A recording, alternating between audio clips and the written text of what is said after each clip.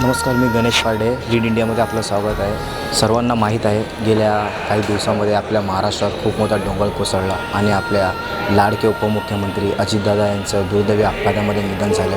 ह्यांच्या जाण्याने किती मोठं महाराष्ट्राचं नुकसान झालं संपूर्ण महाराष्ट्राने पाहिलं, देशाने पाहिलं. तसेच आज गोरेगाव पश्चिम या ठिकाणी गोरेगावच्या राष्ट्रवादी काँग्रेस पक्षाच्या वतीनं दादांना श्रद्धांजली कार्यक्रम ठेवला होता.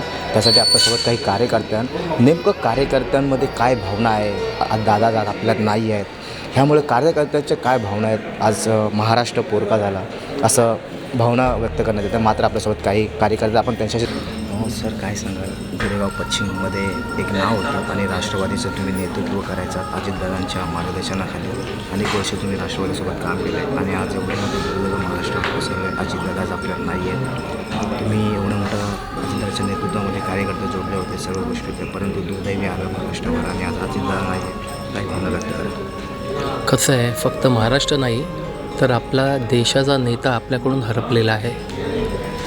जसं मला बातमी कळली सकाळी 8:30च्या दरम्यान, 8:40च्या दरम्यान टी व्ही लावला, आणखीन समोर जी बातमी आली ते आत्तापर्यंत या बातमीवर बिलकुल विश्वास बसत नाही. आज आम्ही इकडे शोकसभा ठेवलेली, त्याच्या अगोदर आम्ही दादांची अस्थि विसर्जन केली आता बाणगंगेला 5 वाजता. पण हेच आम्ही करतो आहे, पण आम्हाला अजून देखील असंच वाटते की दादा कुठेतरी आपल्यासोबतच आहेत, आणखीन वेळोवेळी ते आपल्याला मार्गदर्शन करतील. हेच आम्हाला आत्तापर्यंत असंच वाटते. आणखीन दादांबद्दल बोलायचं तर दादा हे बहुजनांचेच नेते होते. म्हणजे त्यांनी कधी जातपात कधी मानलं नाही, कुठला पक्ष पाहिला नाही. त्यांच्याकडे येणारा कोणी व्यक्ती असो, कष्टकरी असो, उद्योगपती असो, कुठल्याही वर्गाचा असो, त्याचं काम आपल्याकडून व्हायला पाहिजे हेच त्यांनी नेहमी पाहिलं.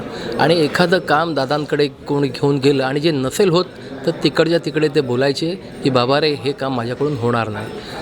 सकाळी 6 वाजता उठून दादांचं दिनचर्या चालू व्हायचं, ते रात्री किती वाजो, म्हणजे काम काम आणि शेवटपर्यंत कामच करत राहिले. ते मी कित्येक वेळा पाहिलं आहे की आमचे नेते मंडळी देखील बोलायचे की दादा 3 वाजता आम्हाला घरी सोडतात आणि पुन्हा 6 वाजता बोलवतात, आणि 6 वाजता बोलवतात त्याच्या अगोदर 5:30ला दादा त्या चेअरवर बसलेले असतात. अकल्पनीय अविश्वसनीय दुर्घटना झाले. आपण सब राष्ट्रवादीच्या कार्यकर्ता भरपूर दर्द असहनीय पीडामध्ये आहे. पीडा कसा आहे आपण शब्द बरोबर नाही व्यक्त करू शकते. महाराष्ट्राच्या नाही, सगळे देशाचा मोठा नुकसान झाले. आपण एक नारा देते होते, एकच वादा अजितदादा. तो दादाच्या गेल्यानंतर सिद्ध झाले की दादा फक्त राष्ट्रवादीचा माणूस नाही होते, सगळे महाराष्ट्राच्या जनताचा माणूस होते, राष्ट्राच्या जनताचा माणूस होते. संपूर्ण देश दादा मन असा की दादा काय बोलले ते करणार, दादा लढणार लोकांसाठी, आणि दादासाठी मानवता महत्त्वाच्या गोष्टी होते. आज खूप त्रासमध्ये आहे, दुःखमध्ये आहे. दादाला श्रद्धांजली देतो. दादा नाही आहे तर एकदम महाराष्ट्रच रिकामा वाटतो आहे, असं झालं आहे. एक काम करणारा नेता गेला. आज महाराष्ट्राला खूप मोठा एक धक्का भेटला आहे, कारण दादा was someone action speaks louder than words.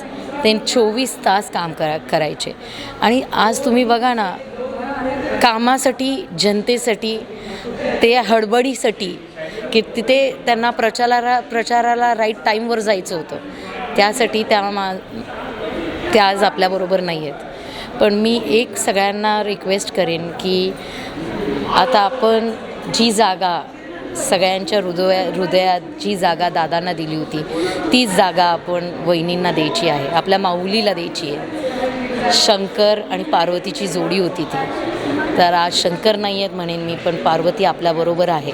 दादांचे जेवढे पण स्वप्न आहेत, प्रत्येकाने आपले अनुभव सांगितले. माझा स्वतःचा वैयक्तिक अनुभव सांगायचं म्हटलं तर साधारण 1 वर्षभरापूर्वीची गोष्ट आहे. ज्यावेळी मी महाराष्ट्र नवनिर्माण सेनेचा कार्यकर्ता होतो आणि एक छोटंसं काम घेऊन मी अजितदादांच्याकडे गेलो होतो. दादांनी मला विचारलं नाव काय, मी नाव सांगितलं. विचारलं काय करतोस, मी सांगितलं मी महाराष्ट्र नवनिर्माण सेनेचा कार्यकर्ता आहे. मला विचारल्यानंतर दादा म्हणाल तू उभा काय तू बस. म्हणजे कार्यकर्ता हा कोणत्याही पक्षाचा असो, त्या कार्यकर्त्याला नेत्यांनी कसं वागवलं पाहिजे याचं मूर्तिमंत उदाहरण म्हणजे अजितदादा. आणि दादा का म्हणतात त्यांना, तर हे मला त्या दिवशी कळलं की दादा म्हणजे केवळ फक्त राजकारणी नव्हते, तर एक आपुलकी जपणारा, सर्व पक्षातील कार्यकर्त्यांना आपलंसं मानणारा, आधी आपल्या कार्यकर्त्याचं काम झालं पाहिजे मग स्वतःचं काय असेल ते बघणारा नेता म्हणजे अजितदादा. अजितदादांच्या जाण्याने आज केवळ महाराष्ट्राचंच नाही, केवळ राष्ट्रवादीचंच नाही, तर त्यांना मानणारा जेवढा वर्ग होता त्या सर्व वर्गाचं नुकसान झालेलं आहे. आज एक प्रकारची अशी पोकळी निर्माण झाली आहे आयुष्यामध्ये पण आणि राजकीय आणि सामाजिक कामामध्ये. मी दादांना जेव्हा पहिल्यांदा भेटलो, एक जिनून प्रश्न होता जो घेऊन गेलो होतो. दादा सकाळ आम्हाला बोलवलं होतं, 6 वाजता आम्ही बंगावर पोचलो. एक असा अनुभव होता की ऐकलं, खरंच जिनून प्रश्न होता, ऐकून घेतला, 2 मिनटं शब्द राहिल्याने बोलले की खरंच हा प्रश्न एवढा आहे, करायला पाहिजे पण माझेही हात बांधले गेलेले आहेत, तुम्ही नाश्ता करा, वेळ लावणार. एकदम कणखर नेतृत्व. त्यानंतर आमच्या विभागातला एक मुलगा आहे 20 वर्षाचा, आईवडिलांचा एकुलता एक, जेव्हा तो वारला आणि हा प्रश्न घेऊन गेले की महानगरपालिकेच्या डॉक्टरांच्या हलगर्जीमुळे हा मुलगा वारला आहे, तर याला एवढा प्रश्न पहिला डीनला फोन केला की असं झालं आहे, काय करता येत, एकटा एक कमवता. मागणी पण झाली, पण आमचं आज दुर्दैव आहे की दादा आज पाठपुरावा कशाप्रकारे. दादा एक झंझावता वाद, एक वादळ सांगू शकत नाही, सर्वसामान्यांचा नेता, रयतेचा राजा ज्या प्रकारे असतो, म्हणजे असं नेतृत्व होणं नाहीच. हे भरपूर दुःखद निधन झालं. काळाने जो घात घातला तो व्हायचा नव्हता, पण झालं. सर्वांचे दादा, एक शब्द संसारातला, एक लोकांमधला, एक लहान मुलांचा, जो मोठ्या भावाला दादा बोलतो तो आमच्या साहेबांना, अजितदादांना लाभला होता. ते भरपूर भाग्यशाली होते. आजची त्यांची स्टाईल होती बोलायची, त्यांचा मी भरपूर दिवाना होतो, पण आता ते आमच्यात राहिले नाही. जे त्यांनी काम केलं सकाळी 6 वाजता उठून लोकांसाठी, महाराष्ट्रासाठी, ते कोण करू शकत नाही. कोणी नाही केलं ते आमच्या दादांनी केलं.